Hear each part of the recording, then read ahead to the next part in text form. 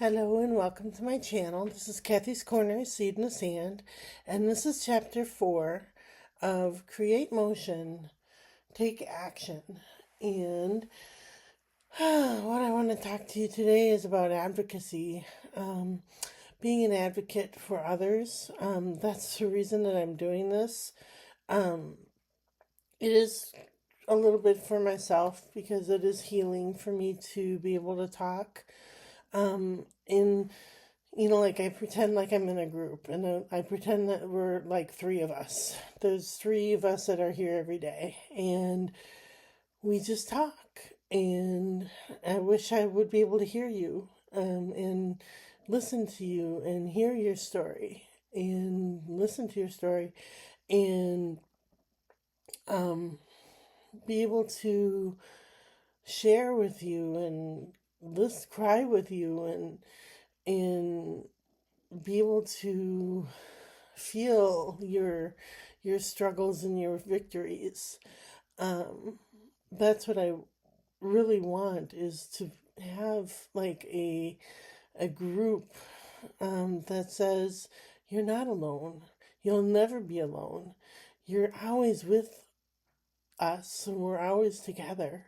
And whether we're actually physically together or not, we will always advocate for each other and we'll always be there for each other.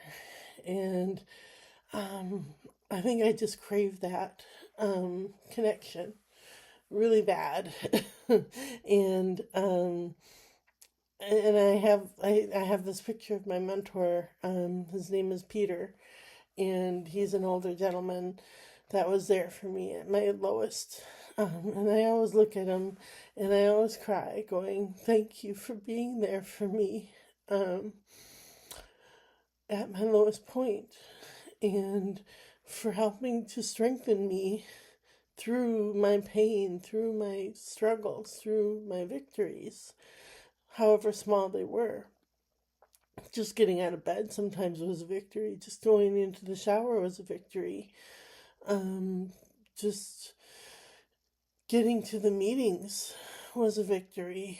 And much less like going to family reunions where you had to look people in the eye and they were giving you dirty looks. Or if you would go to church and everybody knew, so supposedly knew your story, but nobody knows your story but me. Nobody knows how hard it is but me. And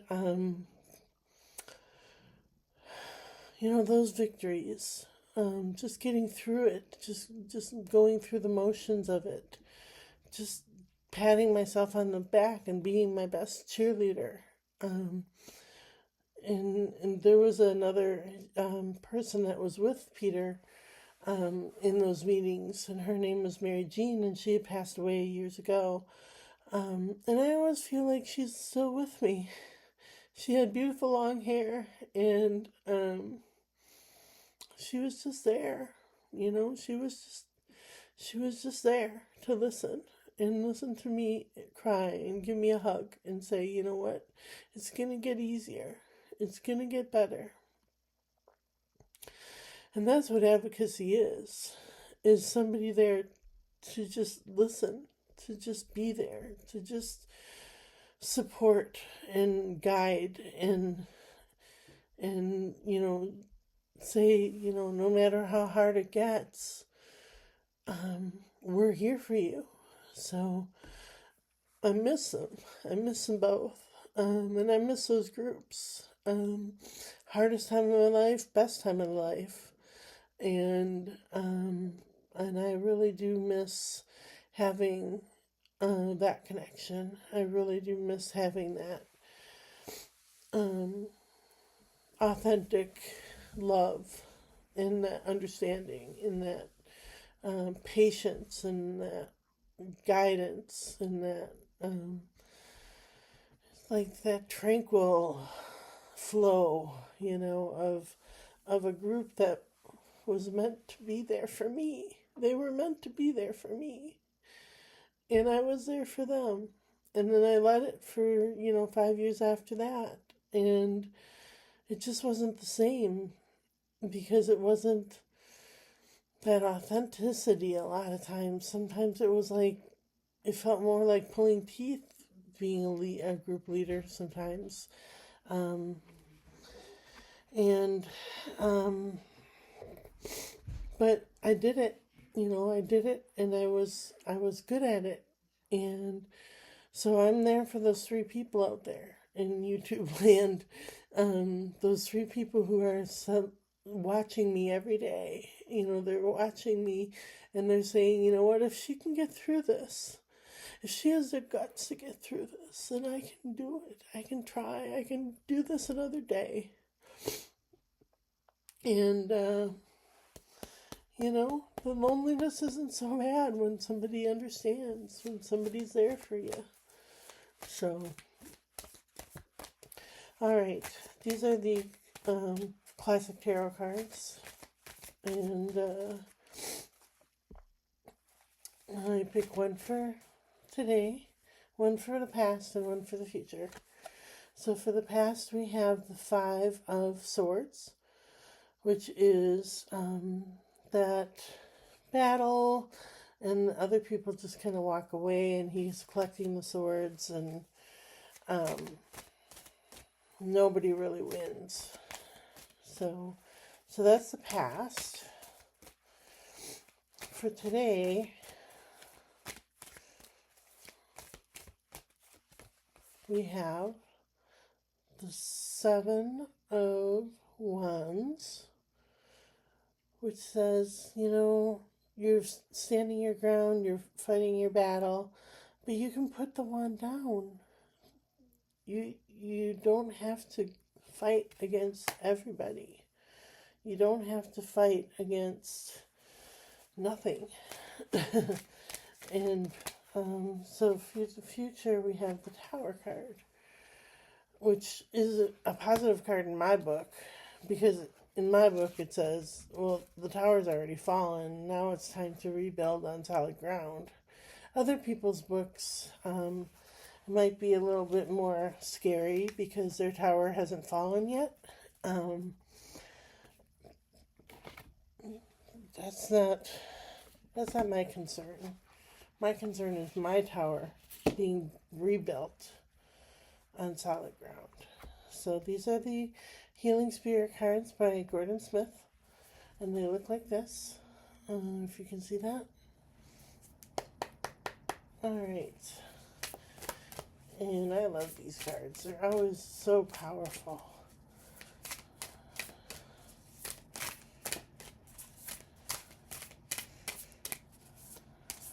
Okay. Alright, this says share the gift.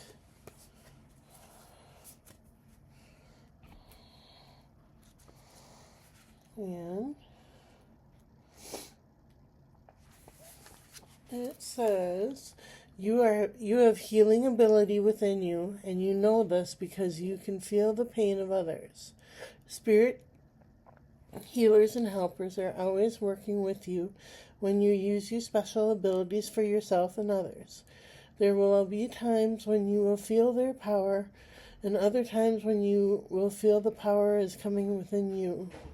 It truly doesn't matter who builds the power of healing. It is more important that it is shared. Call upon the healing spirits to work with you now, and allow your ability to become a great gift to be channeled and used to heal. Those who channel the power of healing spirits are true light workers. It's just amazing to me how accurate these are to what I've been talking about, the advocacy part of it.